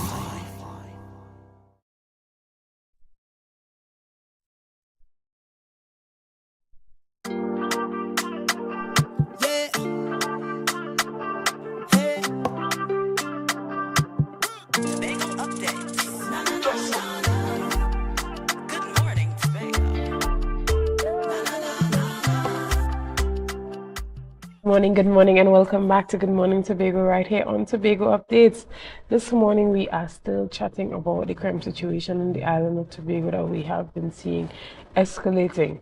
Now there have been a number of discussion and a number of strategic briefings, media briefings by the Chief Secretary. We even saw the Prime Minister, Dr. Keith Rowley, coming to Tobago and we heard talks about them devising strategies and, just coming up with ideas to implement to see that crime situation reduce. However, since then, we have not seen any significant reductions. Yet every time there is a crime or a murder taking place on the island, there's a new idea being presented. Now, recently we heard the Chief Secretary indicating that one of those crime-fighting mechanisms that they want to put in place is by getting some of those smaller boats to assist the Coast Guard in their patrols. And we heard that the former police Commissioner Gary Griffith, he had some comments to make on that. And this morning, he is here to chat with us here on Tobago Updates once more. Good morning, Mr. Gary Griffith, and to really explain why this might not be the best crime-fighting mechanism. Good morning. Hi, good morning. Yeah, it's not to say that it's not the best. It's actually the worst crime-fighting idea I've ever heard about Tobago in decades. But I could understand the desperation by the Chief Secretary. He's desperate. He wants to find something, and what he's doing was a knee-jerk decision because he's desperate. He's not seeing anything happening. He's not seeing any new policies, any new projects, anything of substance. And I really do appreciate and welcome the fact of the comment that you made. You used the word ideas about on 4 occasions, and you are 100% correct. That is exactly what is happening. We have a new minister in the Ministry of National Security with absolutely no training, qualification, or experience in law enforcement. And there's this unfortunate situation that takes place by sometimes most political parties where they believe if somebody is versed in law, they're going to be of value as it pertains to national security. That is not true. The problem exists, whether it be Fitzgerald Hines, Earl Christopher, McDonald Jacobs, Stephen Williams. They do not have operational, tactical, strategic knowledge and understanding how to deal with law enforcement. The 3 commissioners before and after me, they are all administrators, so they are good pen pushers. That's why they wear gabardine. That's why they carry a cane. They probably never even held a firearm. They've never been in a tactical environment, understanding you have to utilize your resources in an effective and efficient manner, look at the policies, try to analyze the enemy, do a SWOT analysis, all of these things. So what you're seeing now in Tobago, now it has become a circus where the minister and the police commissioner will be walking slowly along the street, and then somebody will take a photo to make it look like something is happening. So the Chief Secretary's desperate attempt by coming up with the concept of using pirogues for the Coast Guard, it is a very unfortunate situation. It is totally unacceptable, and I'll explain why. It is that you have the Coast Guard. What is the reason for them going in a pirogue? It is really to not just to patrol and to be visible, but it's also to be able to intercept. You cannot use a pirogue to intercept a vessel that may be about 2 miles off or a mile off, because now you have to go faster than that vessel. The pirogue is not designed for, it's not a great race. So the pirogue must actually go, the vessel that the Coast Guard has must actually go 1.5 times faster than the vessel it is trying to intercept. Trying to use a pirogue to do that, you are going to break the backs of the sailors. Because if you look at the Coast Guard, the type of vessels they have known as interceptors, there are safety belts, there's a cushion in the back, similar to what you will see when boats go to the Great Race. So you can't use a pirogue to be involved in interception unless there's the type of cushion, the shock absorber to absorb the impact, the safety belt, the backrest. So you're virtually putting the Coast Guard officers at risk by doing something foolhardy as this. I remember when I was Minister of National Security, I joined Coast Guard on a patrol, and one vessel did not have this, and they were actually complaining to me about it.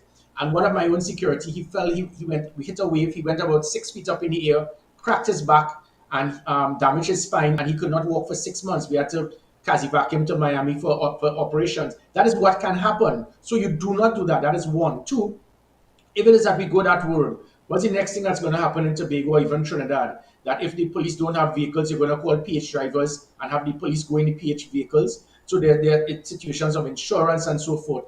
Additionally, we have the same vessels that were there. I acquired 12 Damen vessels, 6 patrol vessels, and 2 utility and interceptors. And these vessels were capable to do exactly what is required for Tobago. One was known as the SS Fireside. I acquired that vessel specifically to patrol the waters of Tobago, known as the Exclusive Economic Zone, from 2 to 12 miles out. And these vessels could do exactly what the OPVs could have done for $1.2 billion less. And they have interceptors on those vessels that can come off those vessels to go to Tobago to do the type of patrols that the Chief Secretary rightly requires. Finally, it is a holistic approach. It is not cosmetic just to throw sailors on a pirogue and let them patrol. They will be patrolling aimlessly. You can have vessels leaving Chagaramas, Maracas, Blanchishes, Toco, and go wide and end up in Charlottesville or whatever. So two pirogues could never patrol the waters if you feel that the waters between Trinidad and Tobago is so small. It is not. What you need is the proper radar. You need the drones, which I approved. I got the approval for, and it was dismantled after I left as security minister and commissioner. Then you need to have the damming vessels to patrol your exclusive economic zone and from 2 to 12 miles out between Trinidad and Tobago, going all the way around Charlottesville and so forth.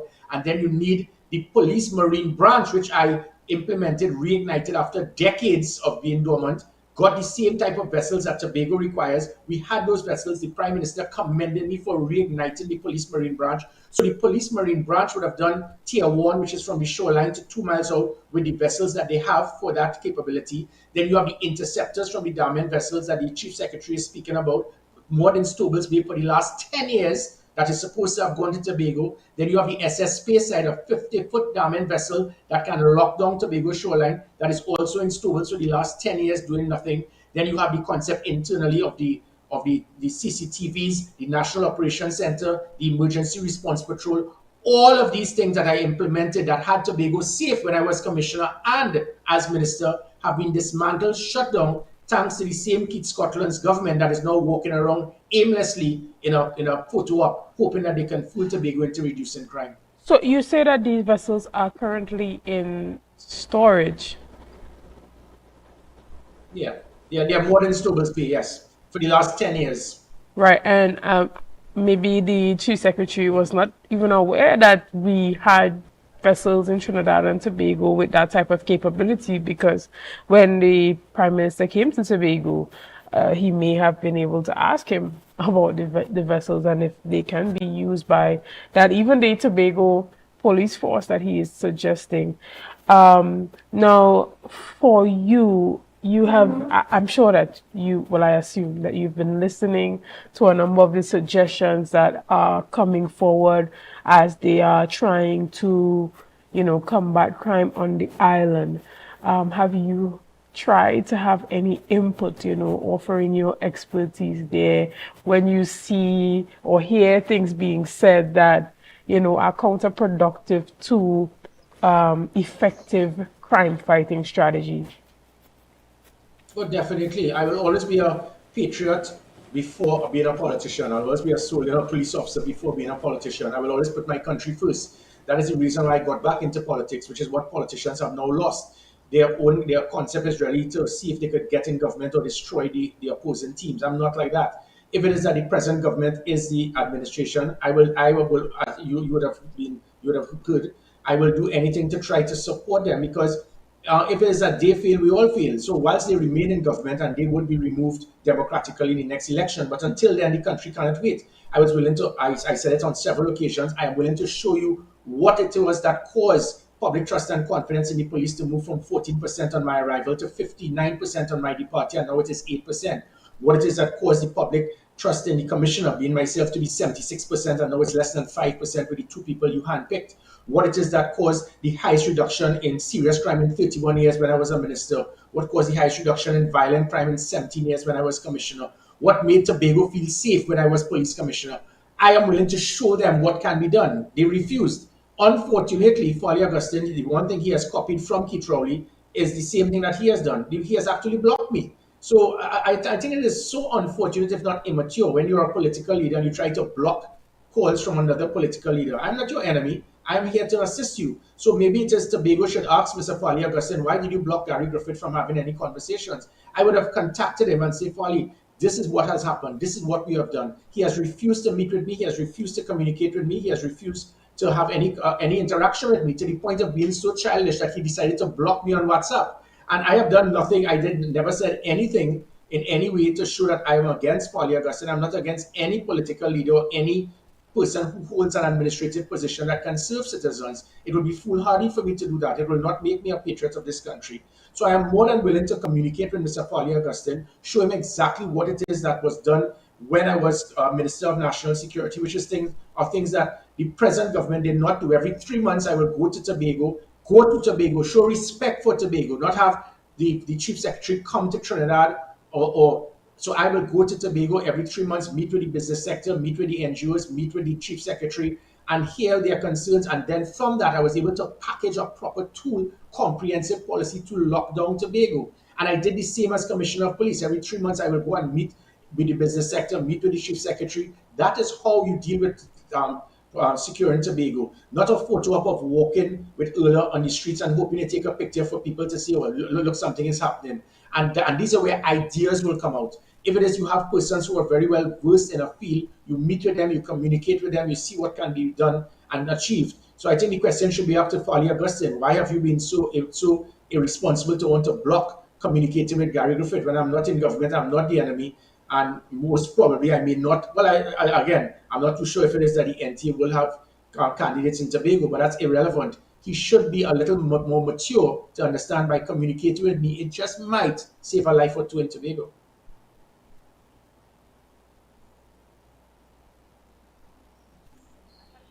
Last week with Mr. Watson Duke, and he indicated that what he noticed is a lot of the criminals in Tobago no longer respect the police. Do you agree with this sentiment? Well, respect is something that is earned, not won. I got that from my military training. You can't expect persons to respect you by the rank that you have or by the uniform that you wear. You have to earn that respect. You have to earn that trust. And as I mentioned earlier, when I became Commissioner, public trust in the police service across the board, Trinidad and Tobago was 14%. People did not trust the police. It was almost 1 in every 10 people had trust in the police. When I left, it was 6 in 10. Now it has gone back to less than 1 in 10. And the reason for me doing that was making sure that I had the 482 Gary, letting citizens know that anytime a police officer disrespects you, abuses authority in a roadblock, whatever, you can call me directly. So the police officers knew I cannot disrespect citizens in a roadblock. I cannot be abusive. I cannot do this stupid thing that when people come to report a crime in a station, I will tell you, well, it's not this station, you have to go to another station. And with that, it caused every police officer to step up his game to realize that I can be marched before the commissioner's office within 24 hours if I disrespect any citizen. That is how you lift the standard of policing and get the public to trust you. So I had the 482 Gary, I had the police app, which had 485,000 hits. It was the largest app in the history of Trinidad and Tobago. That app caused good communication. We had online reporting to prevent people having to go to stations to report crime. We formed the gender-based violence unit, the social media monitoring unit. We provided delivery service to your home. By calling 999, we can immediately come to your home. So those are the things that cause the transformation of the police service. We had the I support our service, getting the business sector to work with the police service to lift the standard on the image of the stations, the vehicles. We formed that emergency response patrol and the rapid response unit, so it ensured that within 5 minutes you can get a response. We had that high visibility, and there was interaction with the police complaint authority. That is what transformed the police service. So as much as Mr. Duke will state that there's a lack of trust, the lack of trust is not because of the officers. These are the same officers that had public trust at 60% just a few years ago. So it is not the officers, it is the leadership, the hierarchy, the minister, the commissioner. If you decide to shut down and dismantle the things that made the police officers accountable, we measured their performance, we had the proper management and leadership. That is what lifted their image, lifted the morale of the police officers. And by doing that, it caused an interaction with the public and the police. And by the public now giving the police information, it caused the police now to be able to secure the same citizens who now respect them. It was a win-win situation. It has now been lost, no fault of the police officers, but because of just bad administration, bad leadership, bad management. A vessel washed ashore with 14 dead bodies. What are your opinions on this? Sorry, I lost the earlier parts of the... Okay, I said recently in the news we saw that there was a vessel washed ashore with about 14 dead bodies. Do you have any speculations of, possibly it being migrants or maybe anything that was crime related? What do you think about the situation? It could very well be. It would be difficult for me to make any assumption because then I will operate just like Keith Scotland, Euler, and Fitzy by stating I'm giving ideas. I don't give ideas. The comments I make is usually based on empirical testing, research methodology, so upon which I can be assured that what I'm saying is factual. So we do not know exactly what transpired. What we can do and say is that if we really want to secure our borders, there's so much that can be done. I provided those, and that will assist us in being able to pinpoint these situations before it actually hits shore. For example, when I provided the mobile scanners to be able to check every vehicle that leaves Trinidad to get to Tobago, we can check it. I listened to someone in the business sector today speaking on another station stating, well, nobody will take an illegal weapon or port in Trinidad to send it to Tobago. Who said so? Who fooled you into believing that? If it is that there's not a comprehensive search of every single vehicle that can and should be done, we had the K9 unit that should be used. We had the mobile scanners that I provided that will check and pinpoint if there are weapons in the vehicles. They never used the K9 unit. They shut down the mobile scanners that I provided. And we have the most ridiculous thing: if somebody is going to Tobago on the port, you have to go through a walk-through scanner. But the vehicles that are going through, that they are not checked. So when it is somebody is providing goods, meals, whatever, dry goods, their own private vehicle, you can easily hide an illegal weapon and you can bring it across. So it is not just about the entry into Tobago of illegal weapons, drugs, human trafficking from vessels leaving Trinidad to get to Tobago. It is also the legitimate port of entry that must also be checked, and that is not being done. So if that is done, and then we utilize the proper radar that we have, and the radar has a proper system with a national operations center that I set up in Tobago that was shut down after I left as Minister of National Security. That national operations center will be able to monitor the radar, pinpoint what is happening, and then I got the approval for drones. A drone could do 20 times more than all the OPVs and Garmin vessels that we talk about put together, because the drones that I was getting for to secure between Venezuela and Trinidad and Tobago could turn night into day. It could go 2 kilometers up in the air. You cannot see it. It can lock onto a vessel. If a matchstick enters our waters, it can lock onto it, see where it is going, pinpoint it, and then have the interceptors from the Garmin vessels, the police marine branch, intercept that vessel before it gets to Tobago. That is what should be done. So as it pertains to when vessels may enter illegally, we have dead bodies coming in to shore. That is how you can properly secure our border. Unfortunately, every single thing done. So if Tobago really wants to see if they can improve, it is not by Keith Scotland walking around in a cosmetic approach. It is not by Euler walk with a Kate Christopher. There are many things that can be done. Tobagonians, you all know you all felt safe from 2018 to 2021. You felt safe from 2013 to 2015. We can do it again. So, Fali, just give me a call. Right, we're going to take a quick break here and we're going to return with this conversation very soon. See you soon, guys. It's a brand new morning, rise up to a brand new dawning as the passion start to rise. Oh yeah! I said I can't wait for Tobago in October. Embark on an adventure to the greatest little island on the planet. Tobago invites you to ritual, revelry, and release. Whining in the Bago sun, having Bago fun, and Bago drinking rum. We go jump up and carry on. From October 25th to the 27th, 2024, experience the energetic vibe, the vibrant colors, and the unforgettable spirit of the Tobago Carnival. Down here in Tobago. Whether you're tripping down the road or marveling at the beauty and creativity of our artisans, Tobago Carnival is an adventure. I said I wait and I wait and I wait and I wait for Carnival to come. So I call all my friends, making my plans for the Tobago Carnival fun. Join us for ritual, revelry, and release. Tobago Carnival 2024, where every moment is memorable. I said I can't wait for Tobago in October.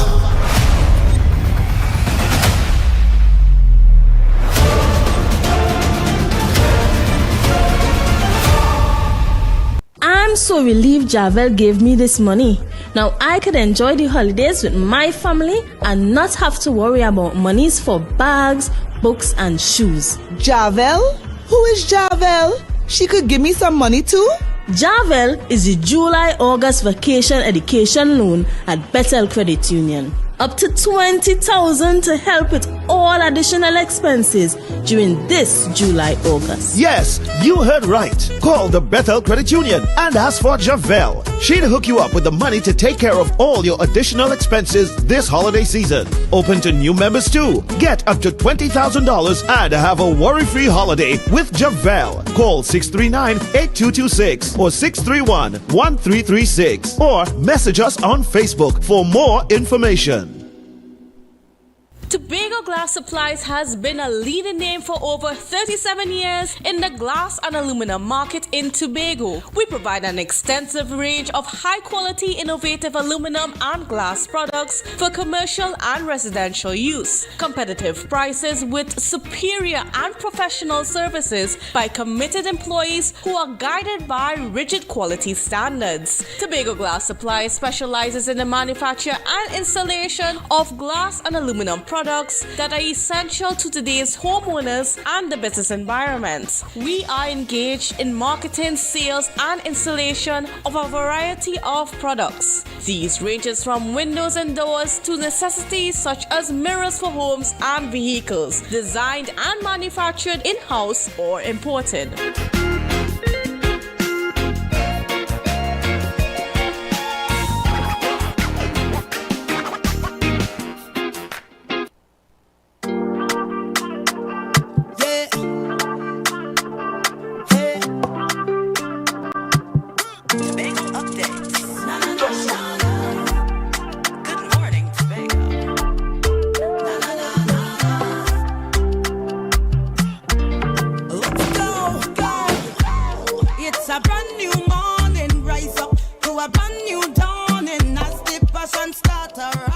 Good morning, and welcome back to Good Morning Tobago right here on Tobago Updates.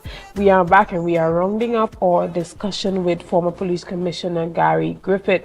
Now, this morning we have been chatting about the crime situation in Tobago and some of these strategies and tactics that have been suggested to combat this. But we have heard, the opinions of the former police commissioner on the strategy that was suggested by the chief secretary to use pirogues to assist the Coast Guards. But another thing that happened just a few weeks ago, the Prime Minister indicated that he was going to take legal action against you for claiming to have received money from him to prosecute his political opponents. How has that gone? Has he actually initiated legal action against you? Yeah. This is me still waiting for that letter. I'm still bored. I'm yawning away waiting on that letter. Excited, looking forward to it. It's boring me. Yeah. So after a month of that grand charge, I'm still waiting on that letter, because the one thing with defamation is that defamation is only that if it is not true. The fact of the matter is that $41 million actually was pumped into the Trinidad and Tobago police account. There was no procurement process. There was no tender process. The cabinet note was drafted by the politicians. It was given to me. I was contacted by senior government officials. The senior government officials told me, you are to go to London. You are to meet with certain persons. These are the individuals that you would hire. They would be paid by the government. We'll send it through the police account, so it would not look like it's coming directly from the government. We will draft the cabinet note. These are the persons that you would hire, and these are the matters that they would investigate. Any other country in the world will see that as a communist country, as a dictatorial country. And what it is he's speaking about, what is there defamatory on that? That is fact. So if he's stating that he was not aware that $41 million left the Treasury to get into the police account, and it was used specifically to hire someone without my interest to say that I wanted this person specifically, and then you decide to state these are the cases that she will investigate.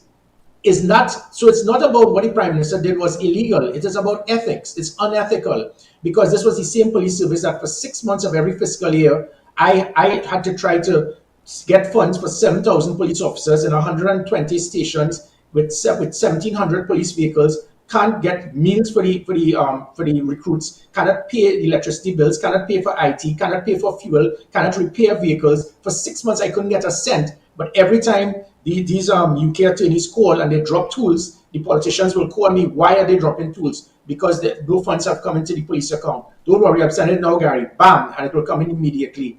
When it is that politicians try to use taxpayers' money specifically to home in to investigate political opponents, now you're trying to politicize the police service. And I think that is immoral, it is unethical, it is unacceptable.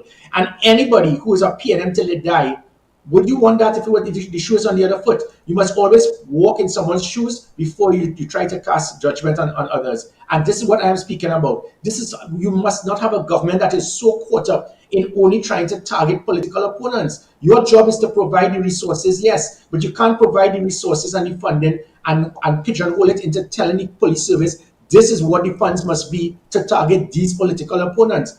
That is democratic dictatorship. So I am still waiting on his letter. When it comes to all things National Transformation Alliance, what can we see coming from you soon, specifically knowing that the general elections are going to be called very soon? Well, what you're definitely going to see is not the usual song and dance by political parties spending all their time and resources in trying to target, discredit, and attack their political opponents. That doesn't serve any purpose. My intention is to unite Trinidad and Tobago, to transform Trinidad and Tobago, to form an alliance within Trinidad and Tobago that this country has never seen before. I recall when Basdio Pandey was Prime Minister and Patrick Manning was opposition leader. Every time there's an event at the Diplomatic Center, Mr. Pandey will invite Patrick Manning. He will walk quarter mile to the gate to meet Mr. Manning, and they will walk in harmony. That is what is required in this country. When you have a chief secretary blocking the call of a previous commissioner, or a political leader, you have a prime minister telling a commissioner, use these funds, and these funds are to be used specifically to investigate political opponents. That is what has destroyed the country. Our country has been divided. And guess who wins? The criminals, because they are united. And we are dividing the country based on politics, based on race, ethnic composition, religion, geographical location. It has to stop. We unify the country. We come under one goal versus good versus evil. It's not about political affiliation anymore. That's what I intend to do. I intend to find an avenue that when we get into government, we are going to transform this country that it has never seen before, uniting the country. We must not be united just because of the 2 days of Carnival in Trinidad or when it's Carnival in Tobago, and we forget about how you vote is not how you party. It must be like that throughout the year. And if we do that, the love, the harmony, the respect for each other can come back. And that's what I intend to do. I intend to make sure that we can find a way to ensure the fundamental rights of citizens can be achieved, which is that to live, your right to safety and security. And the NT, what we continue to show is the policies, the plans, the political will, based on having the right people that can transform Trinidad and Tobago in every aspect. The same way I was able to transform the police service, I give the assurance to Trinidad and Tobago, we are going to transform every arm in the public service in the same way, by measuring their performance, making them accountable, providing good leadership, and providing good management. Excellent. So we want to thank you so much for giving us your time here this morning and giving us your perspectives on some of those strategic moves that have been suggested by the current administration, specifically, with that new minister in the Ministry of National Security coming to Tobago to have his walkabouts with the police commissioner.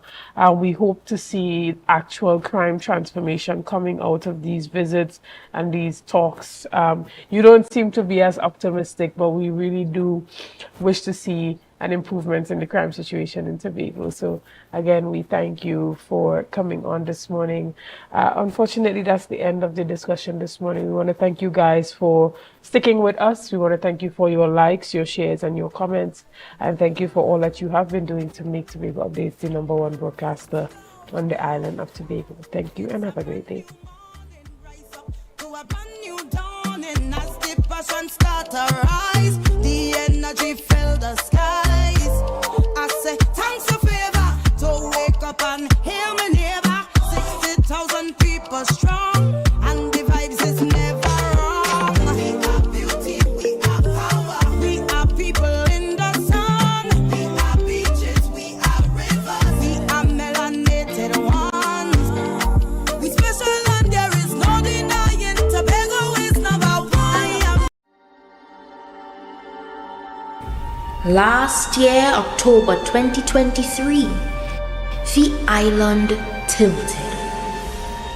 The peaceful bliss of sea, sun, and sand was transcended as we took to the streets to revel in paradise. We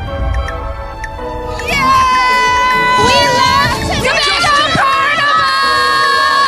Tobago! It's such a nice place! Tobago Carnival, we're right here. We're not leaving till we go right down. It's the greatest, it's the best, it's safe, and it's beautiful! I love Tobago, baby. Coming back next year. Hey!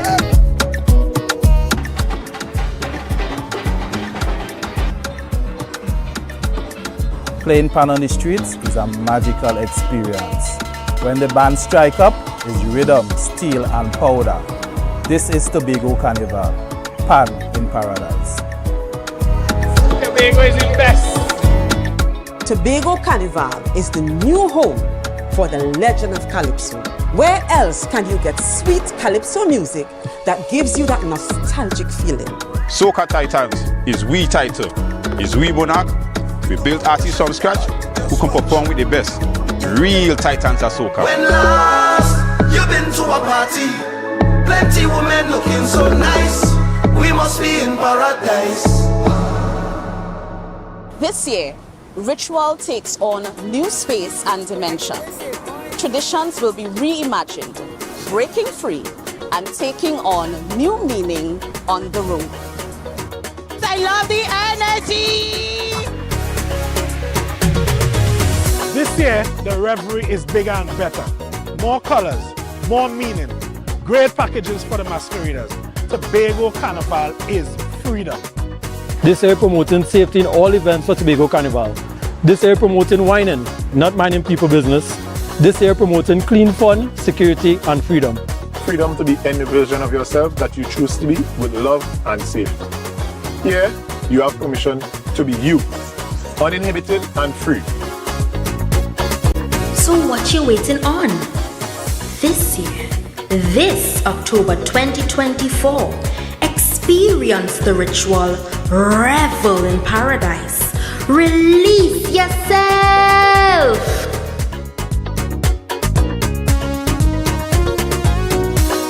From the greatest little island on the planet, this is the Tobago Carnival 2024.